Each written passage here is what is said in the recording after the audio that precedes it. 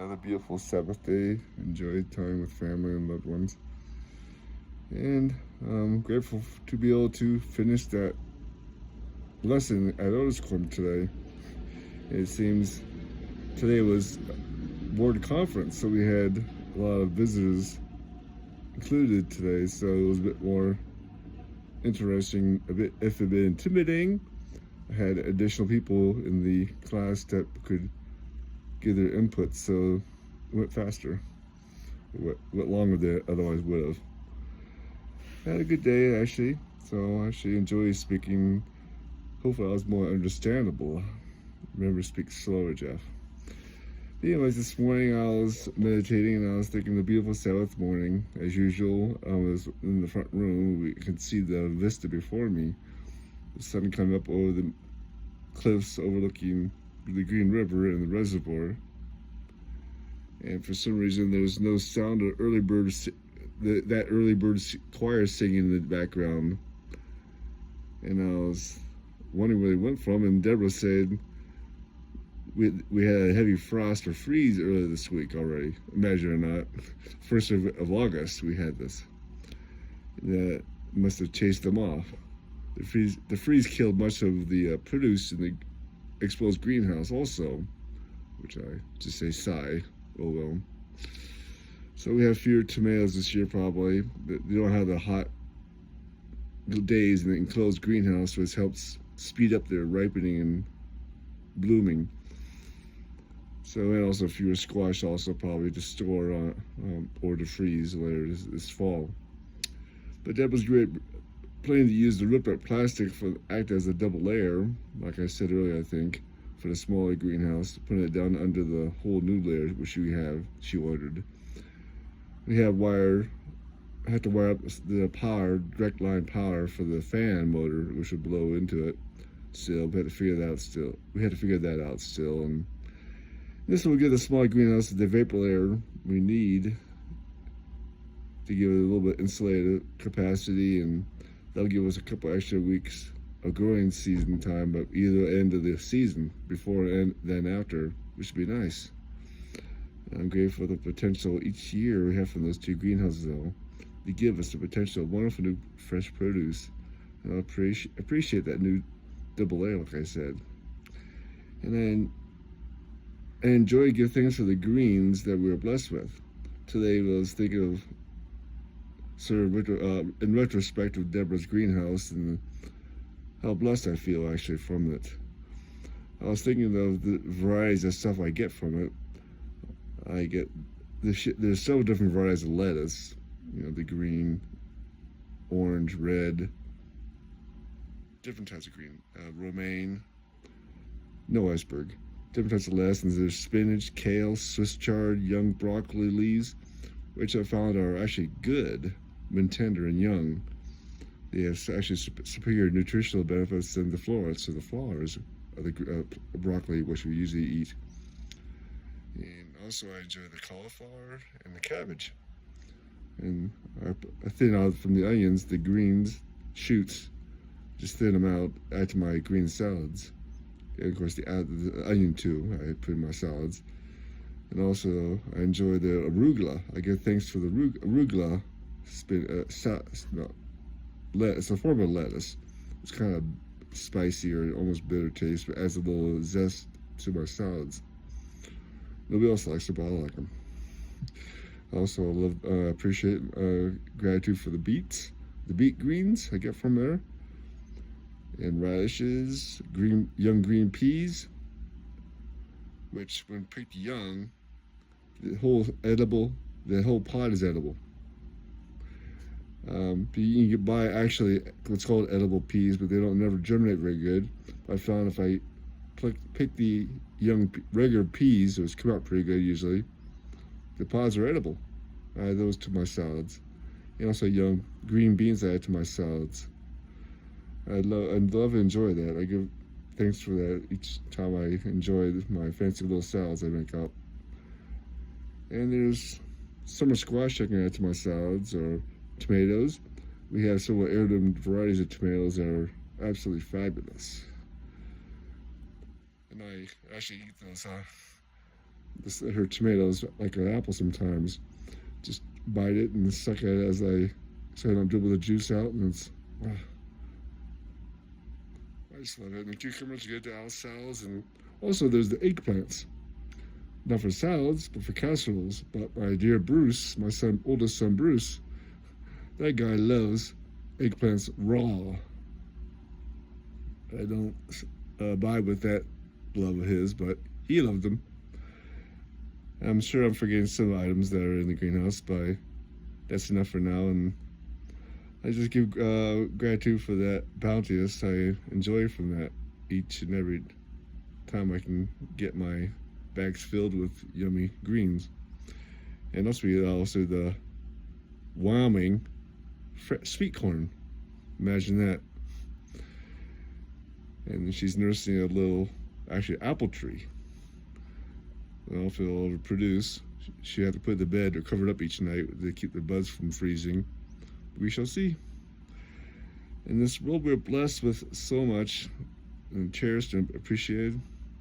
The beauty of this land. Like I said, my daughter's on a girls' cruise. The bunch of granddaughters of her grandma, actually, they alone left the husbands at home.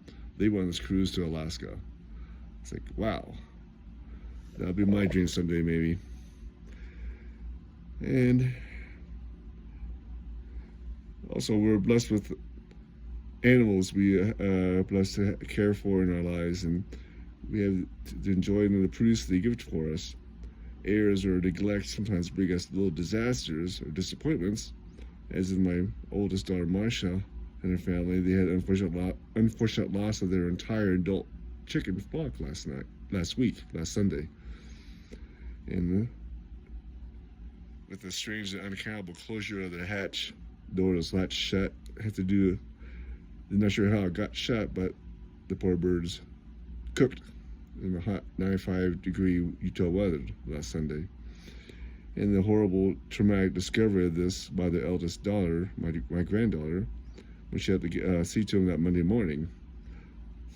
My sympathies and love to my dear granddaughter, but we just give thanks for the wonderful eggs those darling girls were able to produce for them until their untimely and early departure from this world. But things happen. But they have some young pullets still alive in a different pen, so hopefully they'll grow up and replace them. And as with the hens, behold, it was appointed man unto die. We all die, as the hens do. You see that by this, our first parents were both cut off temporally and spiritually from the presence of the Lord. And thus we see they became subjects to the fall after their own will. We are seeing two related Hebrew idioms here, where I was looking at this morning, how as Adam and Eve were cut off from the tree of life, they should be cut off the face of the earth. As our first parents were both cut off temporally and spiritually from the presence of the Lord. Alma 42:6. There's some interesting wordplay being used here, and the names of Adam and Eve and Alma borrows from the Genesis, uses these verses of being cut off. It was interesting study. One I don't have to fully get into this morning. I was getting ready for the church and my lesson. But it shows that Adam and Eve's spiritual death, being cut off the presence of the Lord, forced out of the Garden of Eden, they're brought to their physical death possibility coming up. Understanding this helps reinforce the warning we see throughout the Book of Mormon. Specifically, I saw in 1 Nephi 2:21.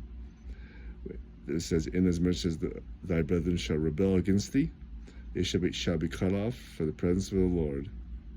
Tomorrow I'll try to discuss the lesson I gave today in Notes Quorum. There are thoughts on Elder President Oak's talk from last conference. And I'm kind of a stubborn fellow. I don't stand up to give a lecture for class, but I pull up a chair, turn around, and sit down and have the gospel discussion with the brethren in the Elders' Quorum. It's just a thing I got. Anyway, Section 87 came during the Constitution crisis of the time of 1832, where Congress had passed some laws that were favored the northern factories over the southern planters.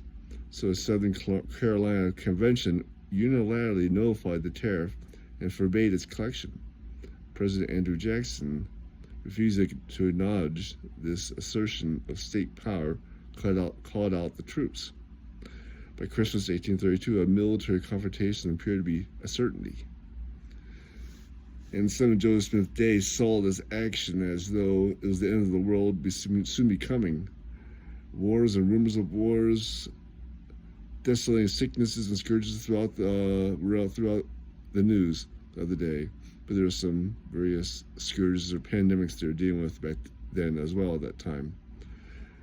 And thus, with this, I read Dr. Curtis 87:6. It says, "And thus with a sword and by bloodshed the heavens of the earth shall mourn, and with famine and plague and earthquake and thunder of heaven, and the fierce and vivid lightning also, shall the heavens of the earth be made to feel the wrath, the indignation, and chastening hand of the Almighty God, until the consumption decreed hath made an end of all nations."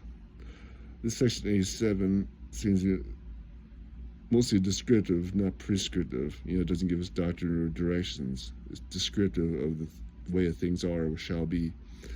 The first 7 verses of this section describe what God knows will happen because the peoples reject God's laws and His love. And given the coming day of the Lord, the prescription point, the last verse, though, is this. It goes, "Stand ye in the holy places, and be not moved." I interpret that as a command to take an immovable stand for the laws and love of God in a world descending into self-destruction.